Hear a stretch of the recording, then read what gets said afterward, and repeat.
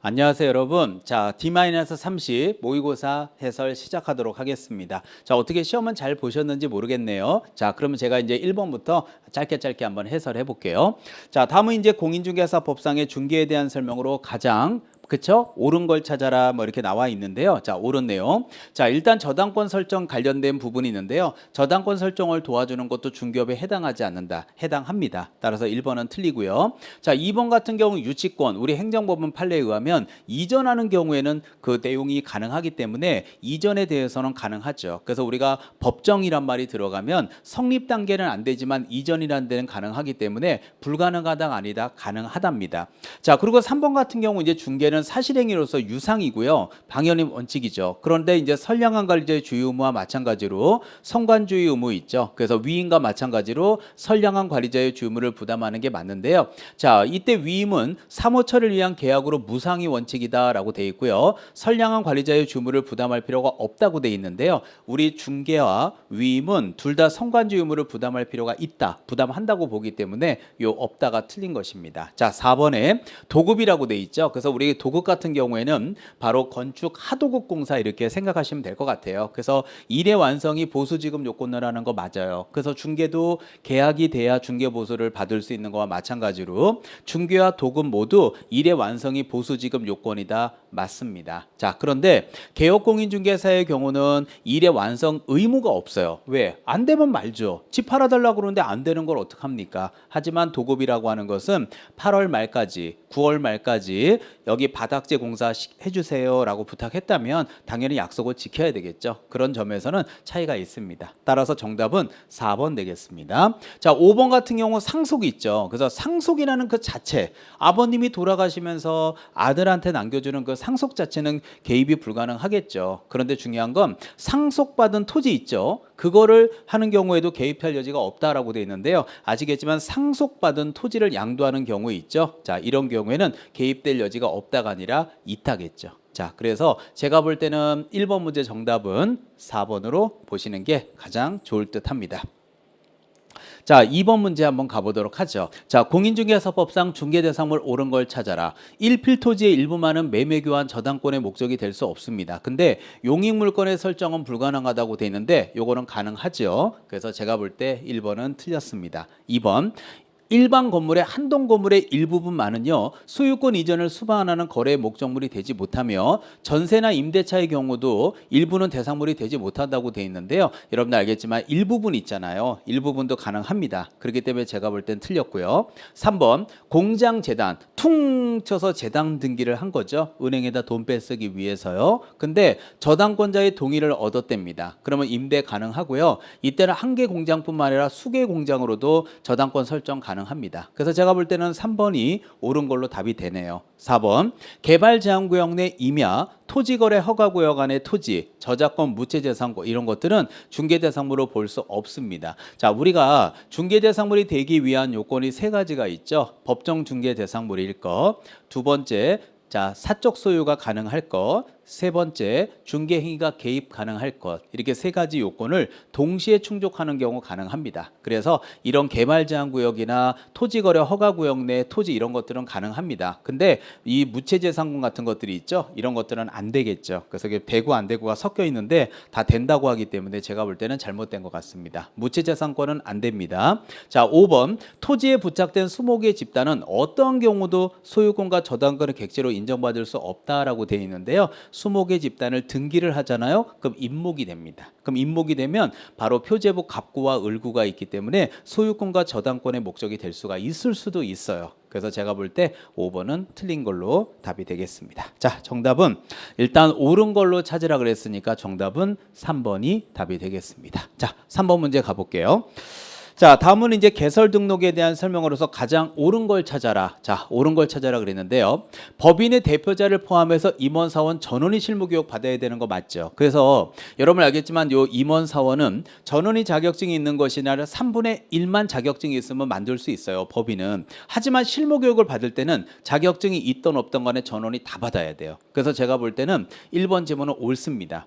자, 2번 같은 경우 뭐가 틀렸냐면 건축물 제작에 기재된 사무실을 사용해 적합한 적합한 건물을 사무실로 두어야 되는데요. 과연 무허가 건물이 있죠. 이거는 장래 건물로 인정받을 수 있는 건물이기 때문에 사용할 수 있다라고 돼 있는데요. 무허가 건물은 안 됩니다. 3번 업무 정지를 받은 개공이 휴업 중에 있는 개공이 모두 그 기간 중에 당해 중개업을 폐업하는 것까지는 가능해요. 근데 폐업 후 불가능하다라고 돼 있는데요. 이게 업무 정지를 받은 개공인은 불가능한 게 맞아요. 근데 휴업 기간 중에 있는 개공인은 가능하기 때문에 3번은 반은 맞고 반은 틀리는 지문입니다. 4번 통지를 받은 다음에 업무 보정을 설정하지 않고 업무를 개시했다면 무등록으로 인정된다. 틀렸습니다. 여러분들 우리가 통지라는 말 보이죠? 이 통지가 등록에 효과가 발생하는 시점이기 때문에 통지를 받았다면 등록의 효과가 생겼기 때문에 이거는 무등록 중개업자로 인정되지 않습니다. 그래서 틀린 겁니다. 5번 공인중개사인 개공약 폐업 후 1년 이내에 법인의 임원이 되고자 한다면 1년이라는 건 유통기한 맞죠. 그렇기 때문에 별도로 실무교육을 이수해야 되냐고요? 안 해도 됩니다. 그래서 이수하여야 한다. 틀렸습니다. 자, 그래서 지금 이 3번 문제 같은 경우에 일단 옳은 거 찾으라고 한다면 제가 보는 견지에서는 정답을 1번으로 찾는 게 가장 좋을 듯 합니다. 자, 그러면 이제 4번 문제로 한번 넘어가 볼게요. 자, 4번 문제는 올해 시험에도 나오리라고 예상되는 바로 결격 사유와 관련된 부분입니다. 자, 올해도 제가 정규 수업 시간에 100%다 이렇게 얘기했던 문제였죠. 자, 다음 중 옳은 걸 찾아라. 1번 근고 이상형의 선고를 받고 집행이 면제받은 자는 면제받은 날로부터 벗어나는 거 아니죠. 면제받았으면 몇 년 지나야 돼요? 3년이 지나야 되는 것이죠. 틀렸습니다. 개업공인중개사가 아닌 소공인은 이 법에 위반해서 300만 원 이상의 벌금을 받는다 하더라도 중개업에 종사할 수 있다. 천만의 말씀이에요. 소속공인중개사도 결격사유를 따집니다. 결격사유는 개업공인중개사 등에게 적용이 되며 등이라는 것은 개업공인중개사뿐만 아니라 소속공인중개사, 중개보조원, 법인의 임원사원도 다 들어가기 때문에 제가 볼 때는 자, 할 수 있다라고 말하는 건 틀립니다. 소공인도 결격사유 적용하기 때문에 그렇습니다. 3번 이 법을 위반해서 300만 원 이상의 벌금을 선고받아서 등록이 취소된 자는 등록 취소일로부터 3년간 결격사유에 해당한다. 틀렸죠. 벌금을 받았으면 어디부터 3년을 따져야 돼요? 벌금 선고일로부터 따져야 되기 때문에 틀렸습니다. 4번 집행유예를 받은 다음에 그 선고의 실효 또는 취소됨이 없이 자, 요게 포인트죠. 유예기간을 경과, 요게 포인트예요. 그러니까 집행유예 1년을 받았으면 1년, 집행유예 3년을 받았으면 3년, 집행유예 5년을 받았으면 5년 동안 그 내용이 경과되게 되면 형의 선고는 효력을 잃게 되므로 유예기간만 경과하면 결격사유에서 벗어난다. 퍼펙트하네요. 정답은 4번 되겠습니다. 5번 이 법에 의해서 자격이 취소된 자는 취소받은 날부터 3년이 경과될 때까지 개설 등록할 수 없겠죠. 보존으로 종사할 수 있다. 없습니다. 요게 틀린 거예요. 그래서 우리 결격 사유는 1번 등록의 요건, 2번 종사의 요건이었죠. 그러니까 등록의 요건이고 종사의 요건이었기 때문에 당연히 종사할 수 없는 겁니다. 그래서 제가 볼 때는 정답은 4번이 옳은 걸로 답이 되겠습니다. 자, 5번 문제 한번 가보겠습니다. 자, 다음은 이제 고용인에 대한 설명으로서 바르게, 그렇죠? 옳은 내용, 바른 내용을 찾아라 이렇게 돼 있는데요. 자, 1번 고용인의 고의 또는 과실이 없이 발생한 의뢰인의 재산상 손해에 대해서 개공인은 무과실 책임을 진다. 이게 얼핏 보면 맞아 보이죠. 이거 잘못된 거예요. 왜냐하면 아랫사람의 과실이 없이 재산상 손해가 생겼다는 건 뭐냐면 지금 최근에 아랫사람이 도와준 물건이 있는데 그 물건을 매수인이 사자마자 국가에서 이만저만 저만한 정책이 나와서 집값이 떨어지기 시작하는 거예요. 근데 그거는 밑에 사람인 고용인의 고의과실로 떨어지는 건 아니잖아요. 근데 그걸 갖다가 사장님이 어떻게 무과실로 책임을 지겠습니까? 당연히 말이 안 되는 소리예요. 2번 고용인의 업무상 행위는 그를 고용한 개업공인중개사 행위로 추정한다가 아니라 본다. 본다라는 말을 좀 더 다른 말로 얘기하면 간주한다라는 표현을 쓰는 건 모르겠지만 추정한다라는 표현을 쓰는 거는 잘못된 겁니다. 그래서 저는 2번 지문 틀린 걸로 보입니다. 3번 개업공인중개사가 고용한 고용인이 업무에 관해서 행정형벌에 해당되는 위반행위. 행정형벌이 뭐예요? 징역이나 벌금이죠. 그랬을 때 개업공인중개사 고용인 모두 징역 벌금 선고를 받을 수 있다고 돼 있는데 고용인은 징역 또는 벌금을 받을 수 있죠. 하지만 개업공인중개사는 징역은 아니고 뭐만 벌금형만 받을 수 있는 거니까 모두라는 이 표현은 잘못된 겁니다. 자, 4번 개업공인중개사인 그의 중개행위의 업무를 보조하기 위해서 소공이와 보조원을 둘 수 있다. 당연하죠. 정답은 4번이 옳은 내용이네요. 5번 소속 공인중개사 보조원의 차이는 자격증 유무만 있을 뿐 업무 범위는 동일하다. 아니죠. 이 소속 공인중개사는 사장님을 대신해서 확인설명서 거래계약서를 작성할 수도 있어요. 그리고 해당 업무를 수행했으면 서명 및 날인해야 되는 의무도 있습니다. 하지만 중개보조원은 지금 제가 말씀드린 내용하고 전혀 무관한 사람입니다. 그렇기 때문에 동일하다는 이 표현은 저는 인정할 수 없습니다. 따라서 5번의 정답은 4번으로 답을 쓰시는 게 맞을 듯 합니다. 자, 6번 문제 가겠습니다.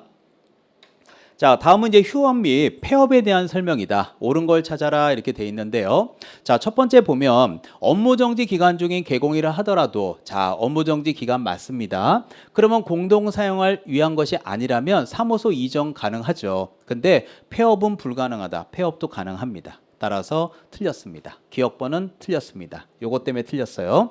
휴폐업 시에 휴폐업 신고서에 등록증 첨부한다. 맞습니다. 따라서 니은번은 체킹하십시오. 그래서 여기 니은번이 이미 체킹이 되어 있죠. 자, 디귿번. 휴업 신고 업무 정지에 관한 사항은 다음 달 10일까지 협회 통보하는 거 맞죠? 우리 다음 달 10일까지 협회 통보하는 게 뭐예요? 등록증 교부, 휴폐업. 맞죠? 이전 신고. 그 다음에 네 번째가 고용 종료 신고, 그 다음에 다섯 번째가 분사무소 설치 신고, 여섯 번째가 행정처분. 분행 기억나죠? 그 행정처분은 등록취소와 업무정지가 들어가니까 휴업과 업무정지 둘 다 들어가는 거 맞아요. 그래서 제가 볼 때 디귿은 체킹. 그래서 얘하고는 찾아주셔야 돼요. 그 다음에 미음번에 리을에 보면 휴업이나 업무정지 기간 중에도 이중 소속, 이중 등록 할 수 없다. 당연하죠. 자, 그래서 저는 얘도 체킹하겠습니다. 옳은 거 찾으랬으니까요. 자, 미음번 휴업 신고랑 개공인은 1회에 3개월을 초과하지 않은 범위에서 휴업을 연장할 수 있으나 1년을 초과할 수 없다. 여러분들, 우리가 1회에 3개월을 초과하지 않는다. 1년을 초과한다. 이거는 전혀 근거 없는 낭설이에요. 전혀 근거 없는 소리입니다. 그 다음에 개공이가 사망한 때에는 자, 사망일로부터 등록 효력이 상실되므로 세대를 같이 하는 자는 즉시 폐업 신고서에 등록증을 첨부해서 신고한다. 전혀 근거 없는 낭설입니다. 왜? 세대를 같이 하는 배우자가 즉시 신고해야 된다는 걸 어떻게 알겠습니까? 그래서 말도 안 되는 소리예요. 그러므로 니은, 디귿, 리을 이렇게 찾아 놓으신다면 정답은 4번으로 답을 쓰시는 게 맞을 듯 합니다. 자, 7번 문제 가겠습니다. 자, 이 문제는 이제 그거죠. 우리 공동사무소 만들어 놓은 건데 서울특별시 강남구 논현동에서 C라고 하는 고용인을 고용하고 중개업을 하고 있는 공인중개사 A죠. 그래서 A 밑에는 C를 둔 거예요. 자, 그래서 강남구에서 영업을 하고 있다 이거죠. 자, 그런데 서울특별시 서초동의 반포동에서 D라는 고용인을 고용해서 중개업을 하고 있는 부칙 개공인은 바로 B라고 볼 수 있겠죠. 얘는 공인중개사인 개공이, 얘는 부칙 규정에 의한 개공이 이렇게 보시면 되겠습니다. 자, 그런데 이 경우 C의 과실로 자, 요 사람의 과실로 사무실이 발칵 뒤집어져서 갑이라는 사람이 이제 손해를 보게 되는 그런 일이 생긴 겁니다. 자, 그런데 여러분들 아시겠지만 이렇게 우리가 공동사무소를 이렇게 구성한다고 할 때 이 공동사무소의 구성일 때에는요 각자 개별적 운영하는 거죠. 그래서 손해배상 책임도 각자, 업무보증 설정도 각자, 고용도 각자, 책임도 각자, 다 각자예요. 그러니까 아랫사람인 C가 잘못한 부분에 있어서 책임은 A가 지는 거지 A와 B가 연대해서 책임을 지는 거는 아니거든요. 그래서 바르게 설명한 걸 찾아라. 자, 그러면 7번 문제를 한번 같이 분석을 해보자고요. 자, 그렇다면 A, B, C, D가 동일한 사무실에서 중개업을 영위하고 있기 때문에 C의 과실로 생긴 책임은 전체 책임이다. 당연히 전체 책임이 아니라 C의 과실은 A의 책임으로 봐야 되겠죠. 1번 탈락. 갑은 A, B, C에게 공동 선택으로 청구할 수 있다고 돼 있는데 피해를 입은 갑은 A, B, C에게 선택 공동이 아니라 B는 빠져야죠. C의 잘못은 그를 고용한 A의 행위로 보는 거기 때문에 B는 틀렸습니다. 탈락. B가 빠져야 됩니다. C의 과실로 인해서 갑이 손해가 발생했으므로 C만 모든 책임을 부담하는 게 아니라 사장님도 같이 책임 부담해야죠. 연대 책임이니까요. 4번 C가 징역 또는 벌금을 선고받았다면 사무소를 구성한 A, B는 양벌 규정에 따라 벌금, B는 빠져야죠. 아랫사람의 잘못은 그를 고용한 개업공인중개사 행위로 본다라는 말 때문에 B는 빠져야 됩니다. 자, 5번 갑은 A와 C에게만 공동 선택으로 손해배상 청구 가능하다. A하고 C에게만 청구 가능하죠.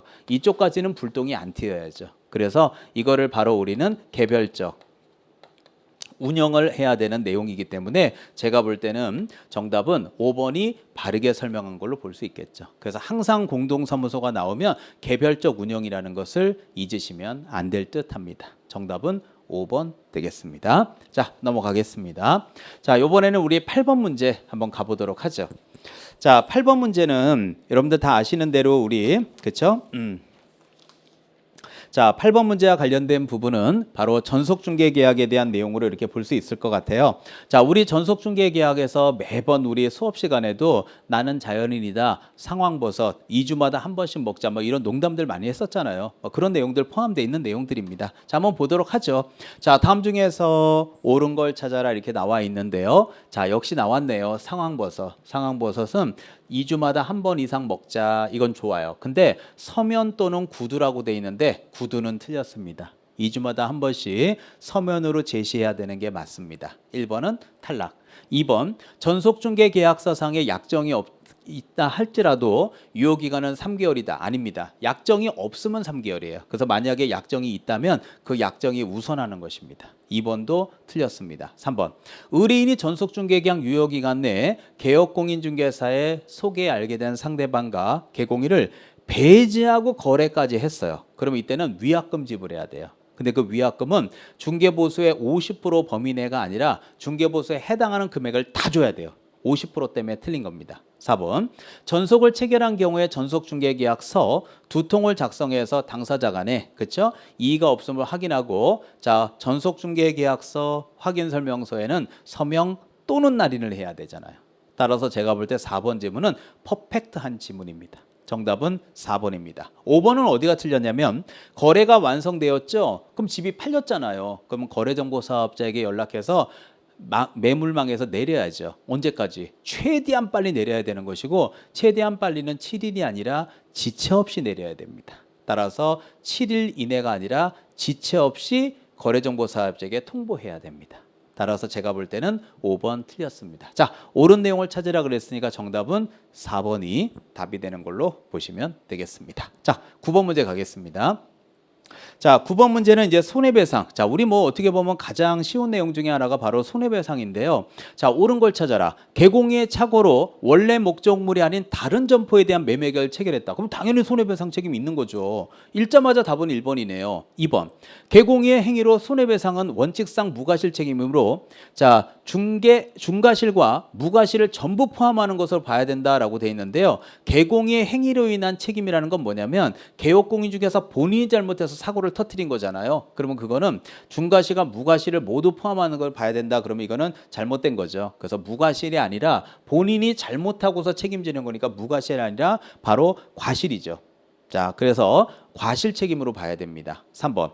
개공이가 사무소를 다른 사람의 장소로 제공함으로써 당사자에게 재산상 손해를 발생했을 때는 개공의 고의과실이 있는지 정확하게 판단해서 책임을 묻는다라고 돼 있는데 다른 사람의 중개행위 장소로 제공했죠. 그럼 그 자체가 과실이 있는 거예요. 그러니까 그 다음에 고의과실을 판단하는 게 아니라 그 자체가 손해배상 책임의 성립 요건이기 때문에 이거는 틀린 겁니다. 4번 개공이가 설정한 공탁금은 사망 폐업한 날로부터 몇 년이요? 3년이죠. 5년 틀렸습니다. 자, 5번 손해배상을 위해서 업무보증을 설정했습니다. 보증보험 공제에 가입한 개업공인중개사가 만료로 인해서 기간 만료로 다시 보증을 설정할 때는 만료일까지 해야죠.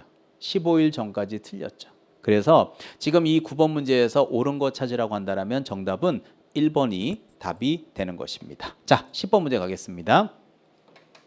자, 다음은 법인인 개공의 분사무소에 관한 설명이다. 옳은 걸 찾아라 이렇게 나와 있는데요. 자, 분사무소에 대한 설치 기준은 국토교통부령이 아니라 대통령령입니다. 자, 우리 수업 시간에 대통령령은 내용 필, 국토교통부령은 숫자 필 이랬죠. 그런데 우리 분사무소는 주사무소가 있는 시군구를 제외한 곳에다 두어라. 시군구별로 하나만 두어라. 책임자는 공인중개사들 두어라. 단 특수법인의 경우는 그러하지 아니하다. 이렇게 배웠기 때문에 전반적인 내용들이 많이 나오니까 숫자가 들어가 있다 하더라도 전체적인 게 내용이면 내용 필. 그러면 그거는 대통령령이라고 표현하는 게 맞아요. 그래서 제가 볼 때는 1번 지문은 틀렸습니다. 2번 분사무소 설치 신고를 받은 주사무소 관청은 다음 달 10일까지 협회에 통보한다. 맞죠? 그래서 우리 협회 다음 달 10일 협회 통보에서 5번째 거하고 6번째 올 때 마음이 어때요? 분행 배웠죠? 분이 뭐예요? 분사무소 설치 신고니까 통보하는 거 맞습니다. 자, 2번이 정답이네요. 3번 분사무소 책임자는 당연히 자격증이 있어야 되죠. 자격증 있는 사람이 받는 교육은 직무교육이 아니라 실무교육입니다. 4번 분사무소를 설치하는 경우 손해배상을 보장하기 위해서 최소 2억 원 이상의 보증을 추가로 한다고 되어 있는데요. 1억 원 이상입니다. 틀렸습니다. 5번 분사무소 설치 확인서를 교부한 등록관청은 지체 없이 분사무소 설치 예정지역을 관할한 시군구청장에게 분사무소와 관련된 서류를 송부한다고 되어 있는데요. 여기서 다 좋아요. 지체 없이도 좋은데 절대로 분사무소가 옮겨졌을 때는 서류 송부는 벌어지지 않아요. 서류 송부는 언제 벌어지냐면 법인의 본사인 주사무소와 개인 사무실인 공인중개사인 개공이나 부칙개공인 사무실가 옮겨졌을 때에는 이전 전회관청은 이전 회관청에게 서류를 송부합니다. 이때 송부 서류 3가지가 등록대장, 등록신청 구비서류, 최근 1년간의 행정처분 및 진행 중일 때 진행서류 이런 것들이 첨부되기 때문에 서류 송부라는 건 벌어지지 않습니다. 그래서 분사무소는 절대 서류 송부하면 틀려요. 그래서 옳은 거 찾으라 그랬으니까 제가 볼 때 10번 정답은 2번을 답으로 하시는 게 맞을 듯 합니다. 자, 정답 2번 넘어가겠습니다. 자, 11번 문제 한번 볼까요? 자, 11번 문제. 자, 11번 문제는 우리 협회 문제인데요. 여러분들 알겠지만 우리 협회에서 가장 시험에 잘 주는 지문들이 협회 가장 중요한 돈줄이 뭐죠? 공제사업. 거기에서 문제가 나오는 경우가 거의 대부분이에요. 1번. 자, 개업공인중개사인 공인중개사는 자질항상 및 품위유지, 제도 개선, 업무의 효율적 수행을 위해서 협회를 설립. 이게 틀렸죠. 할 수 있답니다. 협회의 설립은 임의사항입니다. 하여야 한다가 아니라 할 수 있다. 틀렸습니다. 자, 2번 금융감독원장은 공제규정을 준수하지 아니하여 공제사업의 건전성을 해할 우려가 있을 때는 시정을 명할 수 있다고 돼 있죠. 자, 우리 수업 시간에 시정명령, 개선명령, 공제사업 조사검사 위반 기억하실 거예요. 시개공인데 시정명령, 개선 명령처럼 명령자가 나오면 주어는 다 국장입니다. 그래서 저 앞에 있는 금융감독원장을 국토교통부 장관으로 바꿔주셔야 돼요. 그래서 2번 지문은 틀린 거예요. 3번 공제사업을 하는 때는 공제규정을 제정해서 국장 승인 얻어야 되는 거 맞고요. 공제규정을 변경하고자 할 때도 국장의 승인 얻어야 되기 때문에 등록관청에 신고라는 표현은 전혀 근거 없는 낭설입니다. 4번 지부지회에 대한 감독권자는 국장이다. 당연하죠. 정답은 4번입니다. 5번 지부나 지회를 설치했죠. 그러면 지부할 때 이게 지부고 지회면은요. 자, 우리 수업 시간에 지부, 지회 이렇게 했을 때 부, 회 마음속에 장자 넣었던 거 기억하죠? 그래서 위에 있는 글씨는 위에 계신 분 시도지사, 아래에 있는 글씨는 아래 계신 분 등록관청하고 이렇게 연결을 했던 거 기억하실 거예요. 그래서 이 자리에는 국토교통부 장관은 신고관청에는 나오지 않습니다. 그래서 여기 보면 국장이 틀렸죠. 그래서 지부나 지회를 설치했을 때는 지부는 시도지사, 지회는 등록관청이기 때문에 5번 지문은 국토교통부 장관 때문에 틀린 것입니다. 자, 그래서 지금 11번 문제가 옳은 것을 찾아라 이렇게 보고 있기 때문에 자, 여기에서 이제 옳은 거를 찾는다면 제가 볼 때 정답은 4번으로 답을 하시는 게 맞을 듯 합니다. 자, 12번 문제 가겠습니다.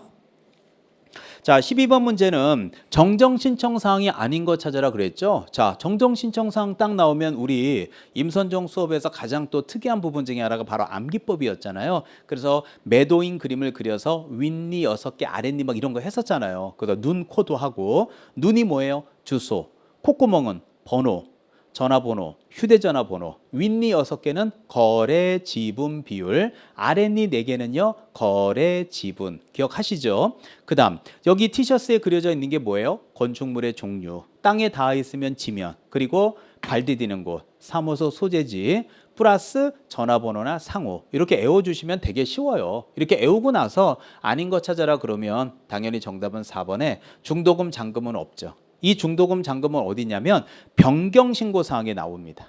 그래서 정답은 아닌 거 찾으려 했으니까 4번입니다. 뭐 이런 거는 우리한테는 너무너무 쉬운 문제로 받아들이시면 될 듯합니다. 자, 13번입니다.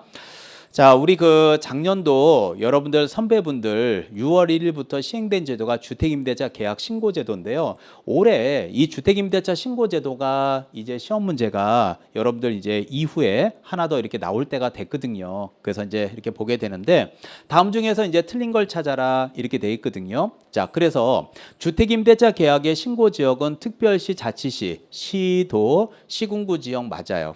자, 2번. 자, 보증금이 6천만 원을 초과하고 이게 틀렸죠. 초과고가 아니라 거나. 따라서 6천만 원을 초과하거나 월차임이 30만 원을 초과하는 경우에 들어가는 거기 때문에 제가 볼 때는 틀린 거 찾으려 했으니까 정답은 2번이 답이 됩니다. 3번. 임대차 계약을 신고한 다음에 이런 가격이 변경됐죠? 변경된 날로부터 30일 이내 신고하여야 합니다. 4번. 주택임대차 신고사항 내용의 변경 내용이 잘못 적혔을 때는 정정 신청은 할 수 있는 거예요. 그 다음에 임차인이 주민등록법에 따라서 전입신고했죠. 예, 그러면 이 법에 따라서 신고한 것으로 본다. 맞습니다. 그래서 전입신고하게 되면 주택임대차한 것으로 보죠. 왜? 공민주라는 친구가 살고 있는 곳이 어디니까? 전주. 그래서 전입신고를 하게 되면 주택임대차 계약 신고한 것으로 본다. 전주지 주전이 아니잖아요. 그래서 이런 내용들 딱 조합해 보면 정답은 틀린 것은 2번이 답이 되는 것입니다. 자, 그렇게 어렵진 않죠. 그래서 올해도 이 주택임대차 계약 신고제도 나오면 그렇게 어렵지는 않을 것 같아요. 자, 정답은 2번 되겠습니다. 자, 14번 문제입니다.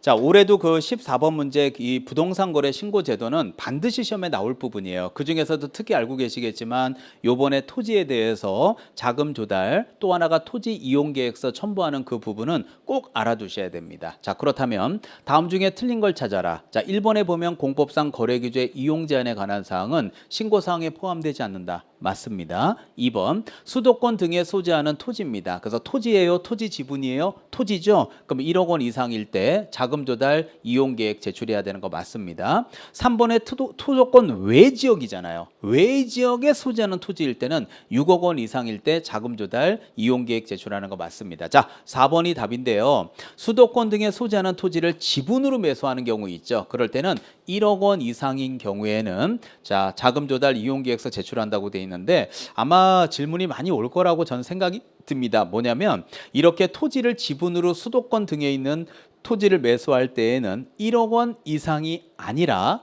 여러분들 어떻게 해야 돼요? 전체 모든 거래일 때 들어가거든요. 그러면 모든 거래니까 1억 원 이상도 들어가잖아요. 이렇게 얘기하신다면 거꾸로 1억 원 이상이 들어간다면 1억 원 미만은 안 들어간다가 돼버리잖아요. 그렇기 때문에 이거는 틀린 겁니다. 따라서 정답은 4번입니다. 5번 수도권 등의 외 지역에 토지 지분이 있죠? 이거는 수도권과 마찬가지로 6억 원 이상인 거 맞습니다. 그래서 요게 타겟입니다. 그래서 수도권 등 지역일 때 토지 지분일 때에는요. 자금 조달 이용 계획은 어떤 거래라고요? 모든 거래일 때지 1억 원 이상인 경우에만 제출하는 건 아니라고요.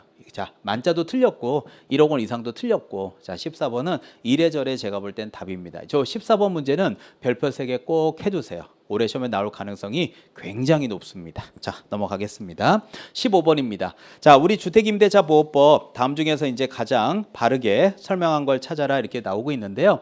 확정일자는 임대인의 동의를 필요로 한다라고 돼 있는데 확정일자 임대인의 동의 필요로 하지 않습니다. 만약에 필요한다 그러면 임대인이 동의해 주겠습니까? 자, 2번 주거용 건물에 해당하는지 여부는 공부상의 표시를 기준으로 하는 게 아니라 실제 이용 목적, 실제 이용하고 있는 내용에 따라서 결정해야 됩니다. 3번 묵시적갱신의 경우 임차인은 언제든지 계약 해지 통지할 수 있는 건 맞는데 1개월이 아니라 3개월이 지나면 효력이 발생합니다. 틀렸습니다. 4번 가족 전원이 일시적으로 주민등록을 이전한 경우에는 대항력이 상실되어서 자, 이 법을 적용받지 못하지만 가족의 주민등록을 둔 채 본인의 주민등록만 다른 데로 옮겼다라면 대항력은 상실하지 않습니다. 그래서 우리 대법원 판례는 주택의 인도와 주민등록이라고 할 때 이 주민등록은 계약 당사자의 주민등록이냐 아니면 동거가족으로 다 보느냐에 대해선 우리 대법원의 판례는 동거가족으로 보고 있기 때문에 상실하지 않게 되는 거 맞습니다. 따라서 옳은 거 찾으라 그랬으니까 정답은 4번 되겠습니다. 5번 주택임대차로서 우선 변제권을 갖춘 것처럼 외관만 갖춘 거고 실제로는 이게 주택에 거주하고 있지 않다. 그러니까 어떻게 보면 최우선 변제 받으려고 외관만 그럴싸하게 갖췄을 때 이거는 대항력 부여받을 수 없는 것입니다. 자, 그런데 근데 여기 보시면 알겠지만 유효하다고 써 있잖아요. 유효가 아니라 이 계약 자체는 무효죠. 그래서 지금 이것 때문에 틀린 거죠. 그래서 하여튼 옳은 거 찾으라 그랬으니까 정답은 4번이 답이 옳은 걸로 되겠습니다. 자, 16번 가겠습니다. 자, 16번 문제는 이제 요거하고 같이 또 쌍벽을 이루는 내용이 바로 상가 건물 임대차 보호법이죠. 상가 임대차 보호법은 사업자 등록이 되는 영업용 건물의 경우 적용되는 게 맞고요. 따라서 교회, 종중, 종친회 이런 것들은 적용된다라고 돼 있는데 적용되지 않습니다. 틀렸습니다. 2번 상가 임차인이 보증금 중 일정액. 자, 여기 서울특별시 기준으로 보증금 중 일정액은 6522 6,500만 원 이하의 채권은 2,200까지는 최우선 변제되는 거 맞습니다. 물론 6,500은 환산보증금 기준인 것도 맞습니다. 그래서 최우선 변제를 받으려면 대항 요건만 갖추면 되지 확정일자까지 갖춰야 되는 건 아닙니다. 따라서 틀렸습니다. 차임 또는 보증금의 증액 청구는 청구한 당시의 차임 보증금의 5%, 즉 100분의 5가 5%죠? 따라서 맞습니다. 정답은 3번 되겠습니다. 4번 상가건물 임대차 보호법이 적용되는 상가건물의 임대차의 범위는 서울특별시의 경우는 환산보증금이 6억 원 이하입니까? 9억 원 이하입니까? 9억 원 이하입니다. 따라서 6억 원 틀렸습니다. 자, 마지막으로 5번 상가 건물에 이해관계가 있는 자라 할지라도 건물 소재지 관할 세무서장에게 사업자 등록 신청일, 확정일자를 받은 날 등등을 열람 제공할 수 있냐 없냐는 얘기인데요. 이해관계가 있는 자 있죠? 그러면 이해관계가 있는 자는 열람 제공 요청할 수 있을까요? 없을까요? 있겠죠. 따라서 없다 틀렸습니다. 자, 여기서 옳은 거 찾으라 그랬으니까요. 저는 정답을 3번으로 체킹하도록 하겠습니다. 자, 17번 가겠습니다. 자, 우리 그 부동산 거래 신고 등에 관한 법률에서 제가 현장에서 강의를 해보면 가장 많은 분들이 틀리는 게 바로 이 토지거래 허가구역이에요. 이게 의외로 잘 틀리더라고요. 자, 1번 보면 허가구역을 지정하려면 중앙도시계획위원회 또는 시도도시계획위원회 심의를 거쳐야 된다. 그렇죠. 2번 주거지역의 경우 150제곱미터 이하의 토지에 대한 허가를 필요하지 않다. 아니죠.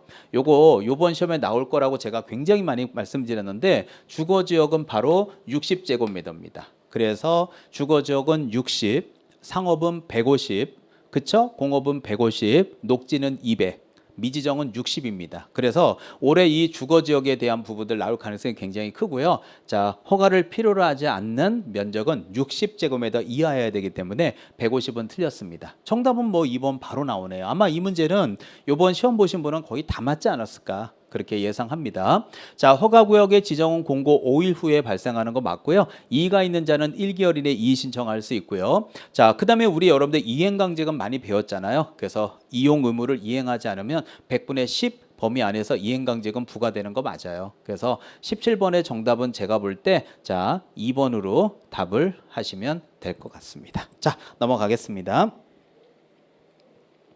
자, 그럼 넘어가고요. 자, 18번 문제 우리 민사집행법 경매에 대한 얘기인데요. 자, 경매 얘기 한번 가볼까요? 올해도 민사집행법 하나, 대법원 규칙, 예규 거기에서 또 하나 이렇게 나오지 않을까 가끔 예상을 하고 있는데요. 자, 옳은 걸 찾아라. 매수 신청 보증금은 법원에서 달리 정하지 않는 한 최저 매각 가격의 10분의 1로 한다. 당연하죠. 이 최저 매각 가격이라는 게 뭐냐면 경매 시작가예요. 그래서 감정평가사가 매긴 금액이고 거기에 10분의 1 맞습니다. 10%. 1번 정답이네요. 2번. 경매 신청 기입 등기가 경료된 담보권자는 배당 요구 종기까지 반드시 요구한다고 돼 있는데 등기가 경매 기십 등기 전에 등기를 격려한 담보권자는 등기가 됐죠. 그러면 저 밑에 제주도 PC방 가서 뛰면 나오겠죠. 그래서 그런 권리자는 배당 요구하지 않아도 됩니다. 틀렸고요. 자, 1기일 2회 입찰 제도라는 것이 있는데요. 이건 뭐냐면 오전에 한번 해요. 그러고 나서 이제 오후에 한 번 더 하는 거예요. 그래서 오전과 오후로 나눠지는데 오전과 오후로 내려갈 때 20% 30% 다운하지 않고 그 가격 그대로 합니다. 그래서 저감한다라는 요 표현이 틀린 거예요. 자, 4번 매각의 불허가나 허가 결정을 취소한 경우에 재매각을 한다고 되는데요. 허가나 불허가 나와 있잖아요. 이럴 때는 여러분 아시겠지만 세매각하고 연결돼야지 재매각하고 연결되면 안 됩니다. 자, 5번 대금을 완납하고 소유권 이전 등기를 격려해야지만 권리를 확정적으로 취득하는 게 아닙니다. 경매는 민법 186조가 아니라 187조이기 때문에 대금 납부한 날 소유권을 취득합니다. 그렇기 때문에 등기를 격려해야만 취득한다라는 표현은 잘못된 겁니다. 따라서 옳은 것은 정답은 1번이 답이 된다. 이렇게 보시면 되겠습니다. 19번입니다. 자, 올해도 이 승계 규정 시험에 나올 텐데요. 자, 여러분들 지금 제 해설 강의를 보고 계신 분이라면 승계 딱 나오면 외워져야죠. 효과 승계 딱 나오면 효는 처죠. 따라서 업무정지, 과태료 뭐예요? 효과는 처분일로부터 1년간 승계되는 게 맞고요. 위협에는 폐가 있잖아요. 위반행위 승계, 등록 취소는 폐업 기간 3년, 업무 정지는 폐업 기간이 1년이 지나게 되면 처분을 못 내려요. 그래서 효과 승계는 업무 정지, 과태료, 처분일 1년. 위반행위 승계는 등록 취소, 폐업 기간 3년. 업무 정지, 폐업 기간 1년이 지나면 처분할 수 없다. 이렇게 외워서 가시는 게 맞아요. 자, 그러면 19번 문제가 승계에 대한 내용으로 틀린 걸 찾아라 이렇게 나와 있는데요. 1번 개업공인중개사가 폐업 후 다시 개설 등록한 때는 폐업 신고 전에 개업공인중개사의 지위를 승계하는 거 맞습니다. 2번 폐업 신고 전에 개공에 대해서 과태료 처분의 처는 몇 명이요? 1명. 그러니까 1년간 승계되는 거 맞잖아요.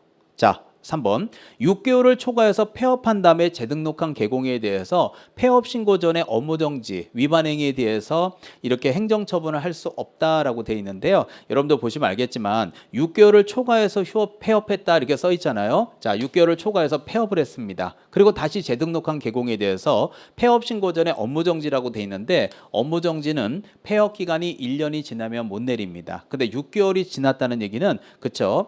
아직까지는 행정처분 을 내릴 수 있는 거예요, 없는 거예요? 있죠. 폐업 기간이 1년이 지나면 못 내립니다. 근데 6개월을 초과했다는 얘기는 아직 1년은 안 됐을 수도 있잖아요. 그래서 없다가 아니라 있다로 바꾸셔야 돼요. 그래서 틀린 걸 찾으랬으니까 저는 정답을 3번으로 하겠습니다. 4번 3년을 초과해서 폐업했죠. 그럼 폐업 기간이 3년 넘었죠. 그러면 등록 취소 나오겠구나. 등록 취소 폐업 기간 3년. 업무정지 폐업 기간 1년 지나면 못 내림이니까 이거는 당연히 3년을 초과했으니까 못 내리는 거 맞고요. 재등록 개공에 대해서는 행정처분을 함에 있어서 폐업 기간과 폐업 사유 등을 고려한다. 당연하죠. 그래서 수업 시간에 폐업도 반성한 걸로 보는 거 맞죠? 그래서 일정 기간 동안 폐업 기간을 고려해 주는 거 맞습니다. 자, 그래서 일단 19번 문제에서 틀린 걸 찾으라고 한다면 저는 3번을 답으로 체킹하겠습니다. 자, 그럼 이제 우리 20번 문제로 한번 가보도록 하죠. 자, 20번 문제는 공인중개사법 제33조 제1항의 금지행위입니다. 여러분들 알고 계시겠지만 금지행위는 33조 1항의 금지행위와 33조 2항의 금지행위로 나눠지고요. 33조 1항은 개업공인중개사 등에게 적용되는 거, 상대적 등록 취소 업무정지 그 내용들이고요. 33조 2항은 분여회. 그래서 우리가 알고 있는 대로 특정 개공의 중개를 제한, 특정 개공의 중개를 유도, 특정 가격 이하로 중개하지 않도록 유도한다. 정당한 표시 광고를 방해한다. 현저히 높은 가격으로 표시 광고하도록 강요 또는 유도한다. 이렇게 짧게 제가 외웠던 거 기억하실 겁니다. 그중에 33조 1항만 물어보고 있는데요. 자, 다음 중에서 옳지 않은 거를 찾아라 이렇게 나와 있습니다. 자, 일단은 1번에 개공이가 다른 개공의 중개로 부동산을 매수했다. 다른 개공의 중개로 부동산을 매도했다. 그러면 이거는 직접이 아니라 한 달이 걸르기 때문에 이거는 금지 행위가 아닙니다. 두 번째, 개공이 A가 의뢰인과 C 사이에 매매 계약을 중개하고 있는데 B가 갑작스러운 출장을 갔대요. 그래서 B의 위임을 받은 건 일방대리죠. 이거는 금지되지 않습니다. 공인중개사법에는 쌍방대리가 금지입니다. 3번, 개공이 A가 매도 의뢰인 B로부터 파주에 소지한 2,000제곱미터를 1억 원에 팔아다는 의뢰를 받고 계약을 성립시킨 대가로 법정보수와 동일한 값어치의 금한량을 받았다라고 돼 있죠. 동일한 값어치의 금한량을 받았다면 문제될 거 없잖아요. 동일한 값어치의 금을 받았으니까요. 자, 4번, 개업공인중개사가 집주인이 전세 매물로 내놓은 아파트를 남편 명의로 계약을 했다. 그럼 이거는 문제 되는 거죠. 우리 최근에 판례가 남편 명의로 계약한 것도 과연 문제가 되느냐? 된답니다. 그래서 이 부분이 최근에 나온 판례입니다. 정답은 4번 되겠습니다. 5번, 개공이 A가 분양권. 자, 여러분들 분양권은 장내 건축물이기 때문에 건축물을 거래를 중개했다는 얘기는 건물을 사고 파는 거를 도와줬다는 얘기니까 이거는 하등에 문제될 게 없어요. 따라서 금지행위에 해당하는 것 찾으라면 정답은 4번 되겠습니다. 이건 최근 판례니까 꼭 알아두시기 바랍니다.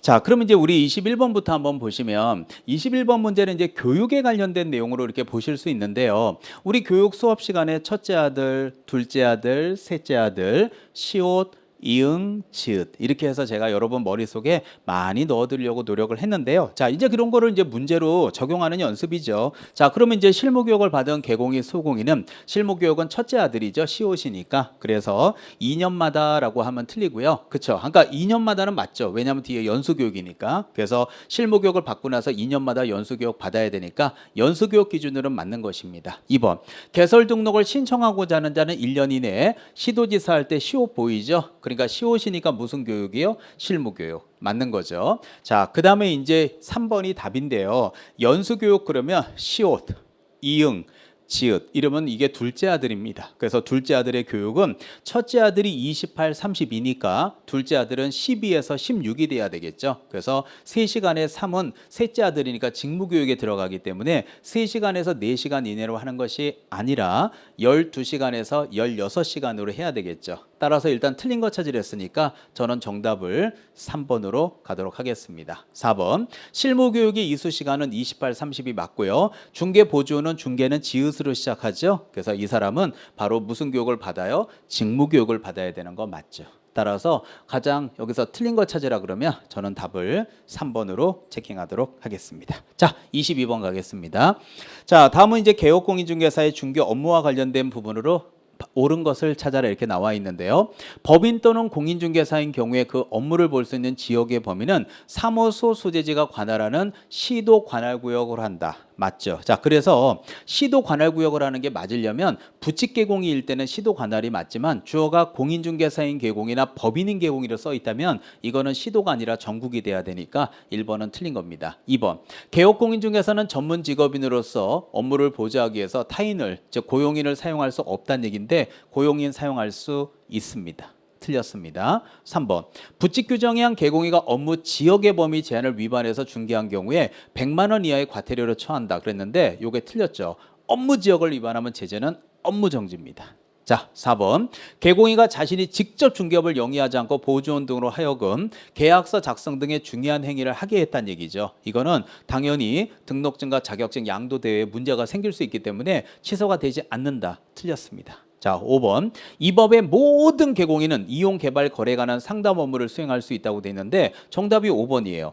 모든 개공인은 누가 들어가냐면 법인인 개공이, 공인중개사인 개공이, 부칙개공이가 들어갈 수 있는데요. 여러분들 알겠지만 법인도 CF를 찍었다, 분양대행, 관리대행, 용역이할성, 경공매 할 수 있고요. CF 할 때 C가 뭐예요? 상담이죠. 근데 이 상담 업무는 법인은 할 수 있고요. 공인하고 부칙이 할 수 있냐? 있죠. 그래서 제가 볼 때 모든 개공이가 할 수 있다 그러면 맞는 겁니다. 정답은 5번 되겠습니다. 자, 23번 가겠습니다. 자, 23번은 거래정보망. 어떻게 보면 우리한테는 가장 고마운 파트 중에 하나죠. 그래서 이 거래정보망은 개업공인중개사 상호간에 정보를 교환할 수 있는 체계를 우리가 정보망이라고 부르는데요. 자, 다음 중에서 옳은 걸 찾아라. 개공이가 정보를 어떻게 공개했죠? 거짓 공개. 그럼 거짓 공이잖아요. 공. 동그라미잖아요. 거짓 공. 공이 뭐예요? 업무정지 이니셜이죠. 따라서 정답은 1번 바로 나오네요. 2번. 자, 국장의 감독상 명령에 따른 보고, 자료 제출, 조사 검사를 거부, 방해 기피했죠. 그럼 이거는 지정 취소에 해당한다고 돼 있는데 이거 지정 취소 아닙니다. 이거는 제재가 뭐냐면 500만 원 이하의 과태료예요. 여러분들 기억나요? 500만 원짜리 수표의 거래정보사업자 운감. 협회는 운감 시계공. 운감이 할 때 그 감자가 감독상 명령 위반이고 감독상 명령 위반이라는 게 바로 자료 제출, 조사검사, 거부방해 기피 이런 게 들어가기 때문에 요거는 지정 취소가 아니라 500만 원 이하의 과태료입니다. 3번, 의뢰인으로부터 의뢰받은 내용과 다르게 정보를 공개했죠. 그럼 의뢰받은 내용과 다르게 정보를 공개했다고 써 있는데 중요한 건 의뢰인으로부터 의뢰받은 내용이 아니라 개업공인중개사한테 의뢰받아야죠. 왜냐하면 정보사업자는 의뢰인한테 의뢰받는 사람이 아니잖아요. 개업공인중개사한테 의뢰받은 거고 그 내용과 다르게 공개했을 땐 지정 취소할 수 있는 건 맞아요. 이것 때문에 틀린 거예요. 중개 의뢰인 때문에. 자, 4번. 정보사업자는 반드시 법인인 개업공인중개사 중에서 지정하는 게 아니라 법인인 개업공인중개사는 정보망 사업을 할 수 없어요. 그래서 법인인 개공이 말고 일반 사업자 법인이나 일반 개인이나 개인인 개공인 중에서는 가능한데 법인인 개업공인 중에서는 안 됩니다. 왜냐하면 법인은 6가지 공인중개사법 제14조에서 규정하고 있는 겸업 가능한 업무가 있는데 그게 CF를 찍었다.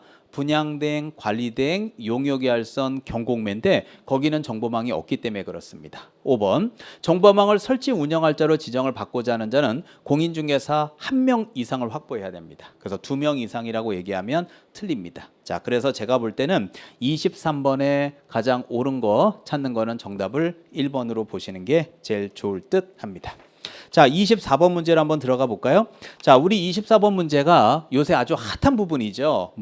묘지 아닙니까? 그래서 최근에 우리 분묘기지권 취득시효용이나 양도형 이 두 가지가 아주 요새 핫한데요. 작년 32회 시험에는 양도형이 시험에 나왔기 때문에 올해는 아마 취득시효용이 한번 나올 때가 되지 않았을까 해서 제가 조금 기대를 하고 있는데요. 자, 그런 내용들입니다. 자, 다음 중에서 옳은 내용을 찾아라 라고 나와 있습니다. 1번 개인 묘지를 설치한 자는 15일 이내에 신고한다. 틀렸죠. 개인 묘지는 며칠이요? 30일 이내에 신고해야 됩니다. 공설 가족 종중 문중 법인 1기 자 시설물의 면적은 30제곱미터를 초과해서는 안 된다라고 되어 있는데요. 틀렸습니다. 따라서 10제곱미터를 초과하면 안 됩니다. 물론 합장은 15입니다. 3번 종중문중이란 존중문중의 구성원이 분묘를 같은 구역 안에 설치하는 묘지로서 그 면적은 100제곱미터를 넘지 않는다라고 되어 있는데요. 따라서 이거는 1000제곱미터를 넘지 못합니다. 100이 아니라 100은 뭐예요? 가족이죠. 이거는 1000입니다. 설치 기간이 종료된 연고자는요 1년 이내에 시설물을 철거하고 그 매장된 유고를 화장 또는 봉환해야 한다. 맞죠? 정답은 4번입니다. 5번 가족 종중 문중 법인을 설치 관리하고자 할 때는 해당 당의 묘지를 시군구청장에 신고해야 된다라고 돼 있는데 이거 잘못됐죠. 왜냐하면 개인 묘지는 사후 신고입니다. 그러나 가족 종중 문중 법인은 사전에 허가받아야 돼요. 그래서 여기에 신고라는 표현은 어울리지 않아요. 따라서 지금 24번의 정답은 4번이 답이 되는 것입니다. 어렵지 않으니까 여러분들 이렇게 쉽게 찾아주시면 될 듯합니다. 자, 25번입니다. 자, 다음 중에서 이제 공인중개사법상에서 과태료 대상이 되는 자를 찾아라 이렇게 나와 있는데요. 자, 성실 정확하게 확인 설명 이거 나와 있잖아요. 확인 설명 딱 나오자마자 얼마? 500만 원 이하 과태료죠. 그 정답 읽자마자 1번 맞네요. 2번 부득이한 사유 없이 6개월을 초과해 소요했다. 요거는 네모난 밥상 번호 5번에 있으니까 상대적, 임의적, 재량적 등록 지수에 들어가겠죠. 자, 세 번째 개공이가 아닌 자로서 공인중개사 사무소 부동산 중개란 명칭을 썼다는 얘기는 바로 사무소 명칭 위반이에요. 그러면 우리 감독의 오른쪽 신발, 유사 명칭, 원모타임 사무소 명칭이 떠오르기 때문에 요거는 1년 이하의 징역 또는 1000만 원 이하의 벌금 사유에 들어가겠죠. 자, 그 다음에 그 밑에 자 업무 보증을 설정하지 않고 업무를 설정했다 돼 있죠. 업무 보증을 설정하지 않고 업무 중개업을 개시했다 그러면 우리 네모난 밥상의 번호 6번 따라서 손해배상을 위한 조치 보험공제 공탁 설정 안 하면 상대적, 임의적, 재량적 등록 지수로 볼 수 있고요. 그 다음에 5번에 보면 인장 나왔죠. 딱 도장 딱 찍으면 인장 동그라미죠. 동그라미는 제재가 업무정지죠. 그래서 여기서 지금 과태료 대상이 되는 자를 찾으라 그랬으니까 정답은 1번에 요게 바로 500만 원 이하의 과태료니까 정답은 1번으로 답을 쓰시면 될 듯합니다. 자, 26번입니다. 자, 거래질서 교란행위 신고센터. 올해도 저는 이 신고센터가 시험 문제 한 문제 나오지 않을까 이렇게 나름대로는 조금 신경 써서 제안하고 있거든요. 그래서 이 신고센터와 관련된 부분 기억나요? 매운라면, 신라면. 신한은행 이런 얘기들 농담했던 것들 기억하셨으면 좋겠어요. 자, 1번 신고센터는 부동산 거래질서 교란행위에 자 접수 상담에 관한 업무를 수행한다. 2번 신고하려는 자는 신고인, 피신고인의 인적사항을 기재한 서면을 제출해야 되는 거 맞아요. 전자문서 포함입니다. 아직까지 나온 적은 없지만 그래도 전자문서라는 얘기 꼭 좀 알고 가셨으면 좋겠습니다. 3번 신고 내용이 명백히 거짓이야. 명백히 거짓일 때 국장의 승인 없이 종결 처리할 수 있는 게 아니라 국장의 승인 받아서 해야 돼요. 정답은 3번이 틀렸습니다. 승인 없이가 아니라 승인 받아서입니다. 정답 3번. 4번 신고센터는 시도지사 등록관청으로부터 처리 결과를 통보받고 자 결과를 당연히 통보해 줘야 되고요. 그 다음에 매번 여기 나오지만 매운 라면, 신라면 했잖아요. 그래서 매월이 할 때 매자와 자 신고사항 할 때 신자 나오죠. 그래서 매운 라면, 신라면. 그래서 신고센터, 신고사항 매월이 10일이. 그 다음에 이제 누구한테 국토교통부 장관 맞죠. 그래서 제가 우리 수업 시간에 국장이 좋아하는 애가 누구예요? 매월이. 이런 농담들 많이 했던 것들 아마 이 시험지에서 지문들 보면서 생각나지 않았을까라는 생각이 듭니다. 자, 틀린 거 찾으려 했으니까요. 저는 26번의 정답을 3번으로 체킹하도록 하겠습니다. 자, 매운 라면, 신라면, 신한은행 꼭 가져가십시오. 자, 27번 문제로 넘어가 보겠습니다. 자, 다음은 중개보수와 실비에 대한 설명으로 틀린 걸 찾아라. 자, 주택에 대한 보수는 국토교통부령이 정하는 범위 내에서 시도조례로 정하는 거 맞죠? 2번, 주택 외에 대한 보수는 국토교통부령이 정합니다. 이 국토교통부령은 숫자 필이잖아요. 그래서 주택 외에 들어가는 건 토지나 상가 같은 것들이 대표적이고 0.9% 이내에서 협의를 받습니다. 그 0.9가 바로 국토교통부령에 있는 내용입니다. 자, 그리고 이제 3번에 업무용 오피스텔. 그러니까 예를 들면 우리가 주거용 오피스텔이라는 것은 전용 면적이 85제곱미터 이하로서 상하수도 시설, 전용 입식 부엌, 수세식 화장실, 목욕 시설을 모두 갖춰야 돼요. 그러면 주거용 오피스텔이고 주거용 오피스텔은 매매 교환은 0.5%, 임대차는 0.4%가 적용이 되는데요. 지금 업무용 오피스텔이죠. 그러니까 이거는 85제곱미터 넘어갔잖아요. 그럴 때는 매매든 교환이든 임대차든 상관없이 싹 다 0.9%, 즉 1000분의 9% 이내에서 협의를 받는 거 맞아요. 3번 지문은 퍼펙트한 지문이에요. 4번, 개공인은 권리관계 등 확인에 소요되는 실비를 매도 그 밖의 권리를 이전하고자 하는 의뢰인에게 청구할 수 있다. 맞습니다. 5번, 중개대상물이 건축물로서 주거용과 업무용으로 겸업하고 있는데 주택의 면적이 2분의 1이에요. 자, 그러니까 이게 무슨 말이냐? 우리 수업 시간에 이렇게 4계층으로 해가지고 1층과 2층이 상가다, 3층과 4층이 주택이다. 근데 중요한 건 똑같다 이거예요. 그럴 땐 전체를 뭐로 봐요? 주택. 왜 주택으로 봐야 되냐면 주택 부분이 2분의 1을 넘어가면 전체를 주택으로 본다고 했기 때문에 이때 2분의 1 딱 나가면 주택으로 봐야지 주택 외로 보면 안 되잖아요. 이 외자가 틀린 거예요. 자, 그래서 지금 이 문제에서 틀린 것을 찾으라고 했기 때문에 제가 볼 때는 5번에 주택 외 보수에 관한 규정을 적용한다가 아니라 주택의 중개보수 규정을 적용한다가 맞는 것입니다. 그래서 요거는 틀린 지문으로 정답은 5번이 답이 되겠습니다. 자, 28번 가겠습니다.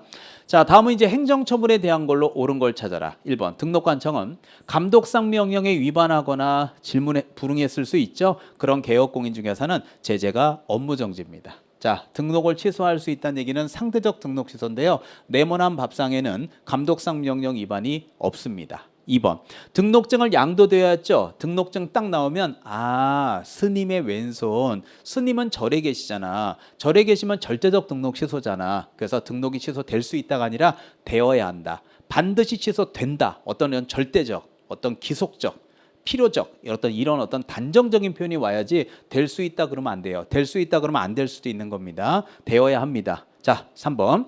개공이가 둘 이상의 사무소를 뒀다는 거 보이죠? 그러면 사무소가 몇 개? 2개. 그럴 때 네모난 밥상이 딱 떠오르면서 왼쪽 앞다리 뒷다리 묶음 몇 개? 2개. 그러면 절이요 상이요? 상. 그러니까 등록을 취소할 수 있어요. 그런데 이중으로 등록했다는 것은 이렇게 딱 놓고 볼 때 이게 부처님입니다. 그래서 부처님 배에 보면 어떤 놈이 새벽에 낙서를 2라고 빨간색 스프레이로 해놓고 갔죠. 그게 바로 이중 등록이고 따라서 부처님은 절에 계십니다. 절이라는 게 뭐예요? 절대적 등록 취소죠. 그래서 등록을 취소하여야 한다 맞습니다. 자, 그래서 옳은 거를 찾아라 라고 했기 때문에 저는 일단 28번의 정답을 3번으로 찾겠습니다. 4번, 자격이 취소된 자는 5년 이내에는 자격 취득하지 못한다. 아닙니다. 3년 이내는 취득하지 못합니다. 5번, 자격 취소 처분은 사무소를 관할하는 시도지사가 처분하는 게 아니라 교부 쪽 시도지사가 행합니다. 매번 이 파트 나올 때마다 제가 한 농담들 기억하시죠? 준 사람이 걷어들여요. 그래서 교부 시도지사가 자격 취소, 자격 정지 처분을 내리는 것입니다. 따라서 28번의 정답은 3번 이렇게 보시면 되겠습니다. 자, 그러면 이번에는 이제 29번 문제로 가볼까요? 자, 다음은 이제 외국인 등의 국내 부동산 취득에 대한 설명이다.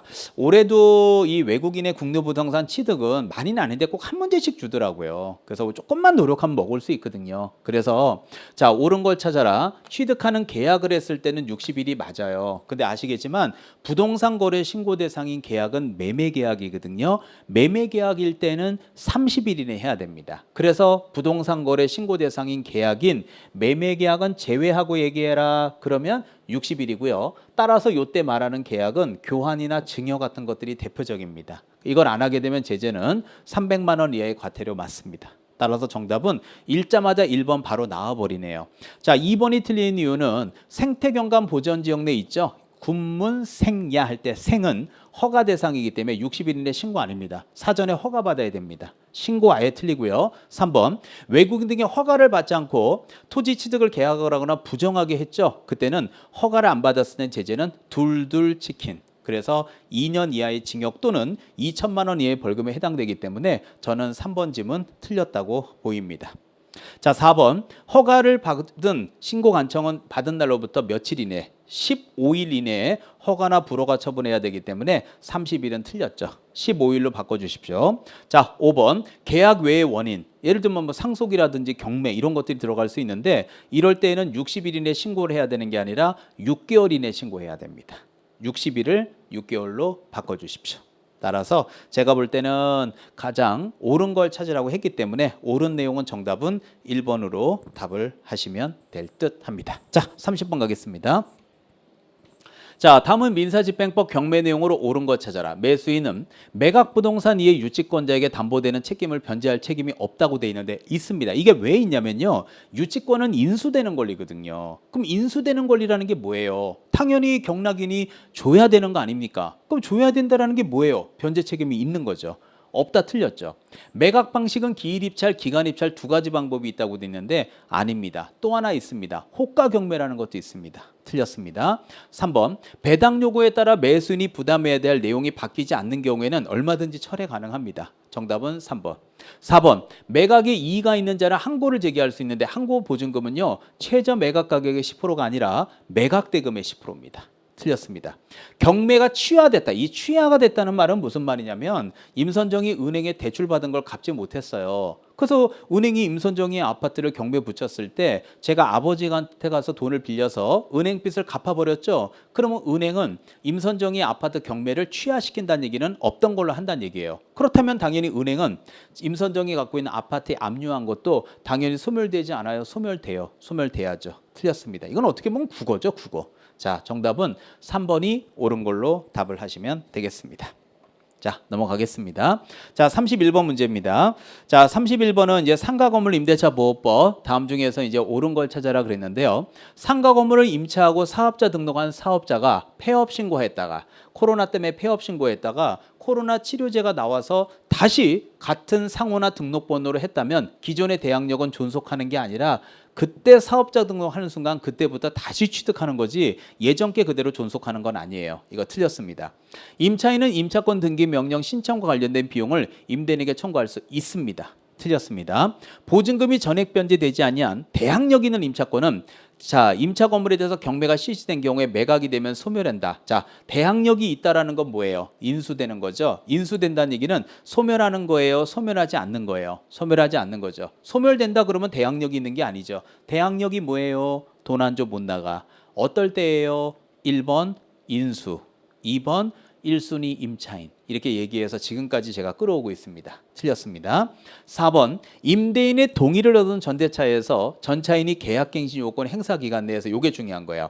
임차인을 대위해서 계약갱신 요건 행사할 수 있는 거지 전차인이 임대인에게 직접 청구할 수 있는 건 아니죠. 정답 4번 옳습니다. 옳은 거 찾으려 했으니까 정답은 4번이네요. 5번 임차인이 임차한 건물의 전부 또는 일부를 경과실로 파산하는 게 아니라 중대한 과실로 파손했을 때 거절할 수 있는 겁니다. 따라서 경과실을 중과실로 바꿔주셔야 돼요. 따라서 옳은 거는 정답 4번 답이 되겠습니다. 자, 그럼 여러분들 32번 문제부터 한번 살펴보도록 하겠습니다. 자, 32번 문제는 우리 매수신청 대법원 규칙 예규에 대한 그 대리 위임을 받았을 때 얘기인데요. 틀린 걸 찾아라 나와 있습니다. 자, 공인중개사인 개공이가 등록하지 않아도 매수신청 대리 등록하지 않아도 알선은 도와줄 수 있냐? 알선은 도와줄 수 있습니다. 제가 좀 전에도 얘기했지만 대리 등록이라 그랬습니다. 알선 등록이 아니기 때문에 대리 업무를 할 때, 경매 대리 업무 할 때는 법원에 가서 등록을 해야 되지만 경매 알선, 공매 알선, 공매 대리할 때는 등록 안 해도 돼요. 온리 경매 대리 업무를 할 때만 법원 가서 등록합니다. 공매 대리도 안 해요. 공매 대리는 자산관리공사에서 하는 거기 때문에 경매 대리일 때만 그렇습니다. 그래서 이제 첫째 줄에는 경매, 둘째 줄에는 알선 나오면 이거는 자 법원에 가서 등록 없이도 가능합니다. 2번 공인중개사인 개공이가 매수지정 대리를 위임받은 경우에는 경제적 가치에 대해 설명해야 되는 거 맞고요. 자 3번에 보면 위임을 받아서 매각기일의 변경 업무, 변경 신청 그쵸? 매각기일 변경하는 신청 업무를 대행할 수 있다고 되어 있는데 이건 틀렸어요. 왜냐하면 우리가 도와줄 수 없는 영역이 항고제기, 명도소송, 매각기일 변경 연기 신청, 잔금 납부, 뭐 대금 지급 이런 부분들이 있죠. 이런 부분들 관련된 부분은 우리 영역이 아니에요. 그래서 이런 부분들이 대표적으로 시험에 잘 나오는 부분들입니다. 3번 틀렸습니다. 자 4번 매수장 위임 계약을 체결한 경우에 확인 설명서 당연히 5년 보존해야 되는 거 맞고요. 5번 자 위임 계약 체결 전에 감정가의 1%, 최저 매각가의 1.5% 범위 내에서 협의로 정할 수 있습니다. 애우는 팁은 감정가 여기 최저 매각 가격 6글자. 그래서 감정가는 3글자니까는 1%, 최저 매각 가격은 글자가 6글자니까 좀 기니까 1.5%라고 외우시면 좋을 듯 합니다. 그래서 32번의 정답은 3번으로 답을 쓰시면 되겠습니다. 자, 33번 문제로 한번 가보도록 하죠. 자, 33번. 자, 다음은 그렇죠? 네. 개공이가 위임을 받은 경우에 대리권의 범위를 볼 수 없는 것. 자, 이거 우리 앞에서 좀 전에 했던 것처럼 거의 비슷한 내용인데요. 좀 전에도 얘기했지만 입찰 보증금이나 차순위 매수 신고, 그다음에 그 공유자 우선 매수, 임대주택 우선 매수 신고에 따라서 임대주택 지위 포기하는 행위, 그다음에 입찰표 작성 제출 다 할 수 있는데 인도명령 신청이나 대금 납부나 항고제기나 매각기일 연기 신청 이런 거 있죠. 그런 건 못 도와줍니다. 그래서 제가 볼 때 볼 수 없는 거 찾으라 그러면 정답은 3번이 답이 되는 겁니다. 어렵지 않죠? 자, 34번. 자, 다음은 경매부동산에 대한 내용으로 틀린 걸 찾아라. 자, 임선정 목소리가 들리죠? 저당이면 큰 저당, 압류면 가압류, 담보가등기 이런 게 말소 기준 권리고요. 이런 거는 경매가 진행되면 항상 인수예요, 소멸이에요. 소멸되는 대표적인 권리입니다. 뭐 읽자마자 답이 1번이네요. 그 다음에 2번 같은 경우에 농지증을 제출 못했죠? 그럼 경락 불허가가 되고요. 그때는 저감 없이 세매각합니다. 전세권은 저당권에게 대항할 수 있는 경우라고 써있죠. 대항할 수 있다는 얘기는 전세권이 1순위란 얘기예요. 그래서 이 배당 요구를 하면 당연히 돈 받았죠. 그러면 소멸합니다. 공유자 우선 매수가 있으면 법원은 다른 사람의 최고가 매수가 있다 하더라도 공유자에게 매각 허가해야 되는 거 맞습니다. 이거를 공유자 우선 매수 청구권이라고 표현합니다. 5번 재매각의 전 매수인은 매수 신청을 할 수 없으며 보증을 돌려달라고 요구하지 못하는 거 맞습니다. 자, 그래서 여기서 지금 틀린 거 찾으라 그랬으니까요. 정답은 1번으로 답을 하시면 될 듯 합니다. 자, 35번 가볼게요. 자, 35번 문제는 농지인데요. 자, 우리 그 농지가 이제 농지법에서 배우는데 올해 이 농지취득 자격증명 절차가 숫자가 조금 5월 달부터 개정되는 부분들이 있어요. 그래서 우리 공법 교수님이 자세히 할 테니까요. 그 부분은 뭐 제가 좀 부담스러워서 이렇게 전반적인 얘기들만 한번 문제 가볍게 이제 출제를 했습니다. 자, 다음 중에서 이제 옳게 설명한 거 찾아라 그랬는데요. 자, 지목이 전답 가수원이 아닌 경우에 경작이나 단연생식물 재배지로서 이용된 기간이 3년 이하라면 농지다. 이거 농지에 해당하지 않습니다. 지목이 임야랍니다. 그래서 임야로서 산지관리법에 산지 전용 허가를 거치지 않고 단연생식물의 재배에 이용되는 토지 있죠. 이것도 농지라고 설명했는데 자, 결론적으로 이것도 농지가 아닙니다. 자, 그 다음에 농지 전용 허가, 농지 전용 신고 요럴 때는 어때요? 농지 취득 자격증을 발급받지 않아도 된다고 돼 있는데 농지 전용 신고나 허가는 농지증 필요해요. 근데 농지 전용 협의는 농지증 필요 없어요. 근데 지금 이거 둘 다 농지증 발급받지 않아도 된다고 되니까 틀립니다. 농지 취득을 발급받지 않아도 되는 거는 얘만 그래요. 협의만.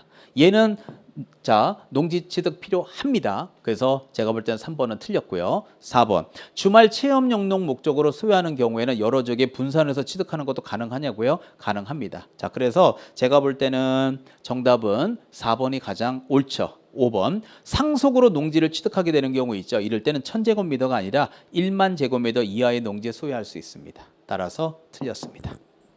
자, 그래서 35번 정답은 4번으로 보시면 되겠습니다. 자, 36번입니다.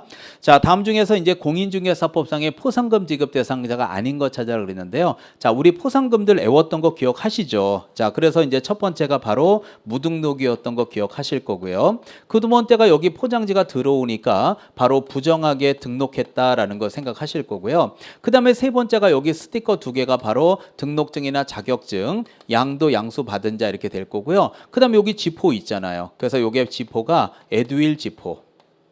그래서 이 에듀윌이라는 말을 갖고서 제가 만들게 되면 개공이가 아닌 자가 지포라는 게 바로 표시 광고했다. 이렇게 외우시면 되고요. 마지막으로 이런 거를 유통시키는 게 거래 질서를 교란시키는 행위다. 그래서 시세 단체부터 자, 현저히 높은 가격으로 강요 유도까지 해서 토탈 여기에는 또 7개가 들어갈 수 있잖아요. 그래서 이런 것들을 여러분이 좀 외워 주셔야 되지 않을까라고 생각이 드네요. 자, 그러면 다음 중 포상금 지급 대상자가 아닌 거 찾아라 그랬죠. 자, 그러면 지금 여기 기억해 보면 안내문 온라인 특정 계공의 중개를 제한한다. 그게 바로 거래질서 교란행위에 들어가니까 해당하죠.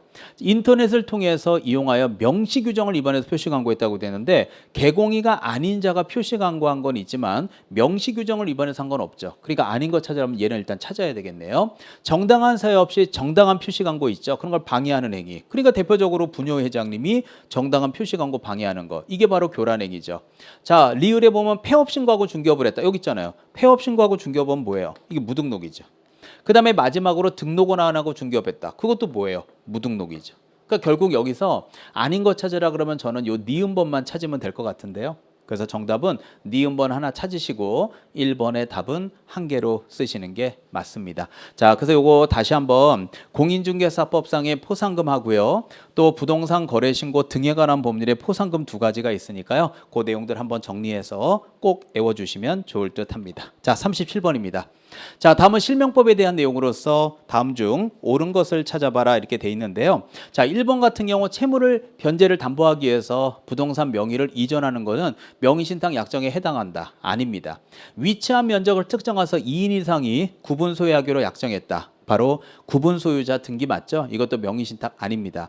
자, 3번 같은 경우 배우자의 명의신탁. 이 배우자 간에 남편이 계약서를 썼지만 와이프 명의로 해주는 이것도 실명법 위반 맞습니다. 하지만 조세 포탈, 강제집행 면탈, 법령상 제한 회피를 목적으로 하지 않는 한 당연히 처벌은 하지 않습니다. 그래서 이제 그걸 처벌하지 않는 게 유효한 건 맞는데 여기서 배우자에는 사실혼 관계 배우자는 포함되지 않는다라고 돼 있고요. 당연히 제가 볼 때는 답은 3번이 옳습니다. 자, 법적 배우자만 들어갑니다.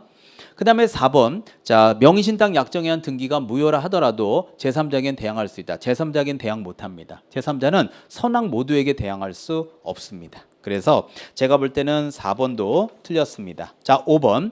명의신탁 약정 금지에 위반한 명의 수탁자 있죠. 수탁자는 제재가 3년 이하의 징역 또는 1억 원 이하의 벌금입니다. 그래서 옳은 걸 찾으라 그랬으니까 정답은 3번 찾으시면 될 듯 합니다. 자, 넘어가겠습니다.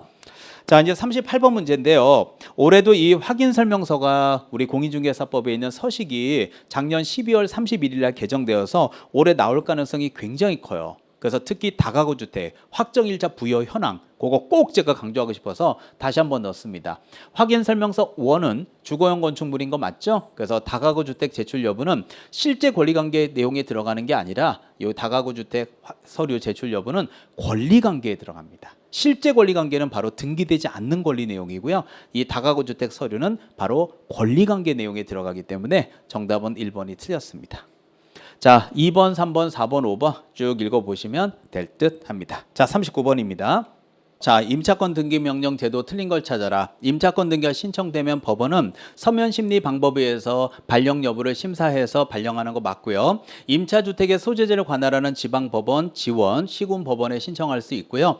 경료되면 대항력과 우선 변제권은 유지되고요. 그 다음에 원래 없었다면 취득하게 되는 게 맞죠. 유지, 취득 둘 다 됩니다. 종료된 후 보증금을 반환받지 못한 임차인만이 신청할 수 있는 거 맞고요. 이렇게 확정일자를 받았다 하더라도 경매 신청권이나 이런 것들이 주어지는 건 아닙니다. 또 전전세권도 주어지는 건 아니고요. 이 확정일자라고 하는 건 뭐만 주어지는 거예요? 그렇죠. 바로 우선 변제권만 주어지는 내용이니까 그런 내용들을 같이 연결해 놓으면 좋을 듯 합니다. 자, 40번 문제로 마지막 가겠습니다. 자, 다음은 이제 주택임대차보호법상의 주택의 내용이다. 다음 중에서 이제 틀린 걸 찾으라 그랬는데요. 정함이 없거나 2년 미만으로 정한 임대차는 2년으로 보는 거 맞고요.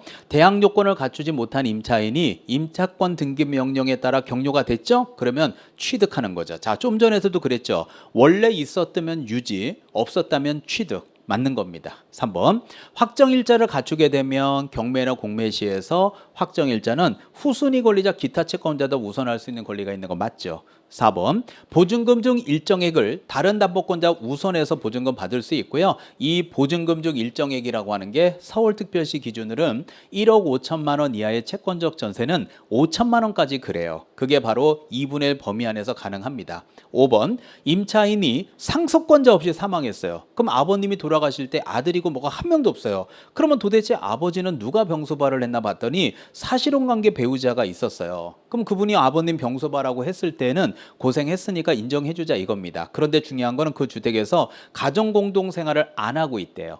이해되죠? 그럼 가정공동생활을 안 하고 있다라면 권리와 의무는 승계하는 건 아니겠죠. 그래서 사실혼관계 배우자는 혼인신고가 안 돼 있기 때문에 바로 가정공동생활을 할 때에만 한해서 임차보증금을 승계받게 되는 겁니다. 그래서 제가 볼 때는 5번 지문은 틀린 것이 됩니다. 정답은 5번 되겠습니다.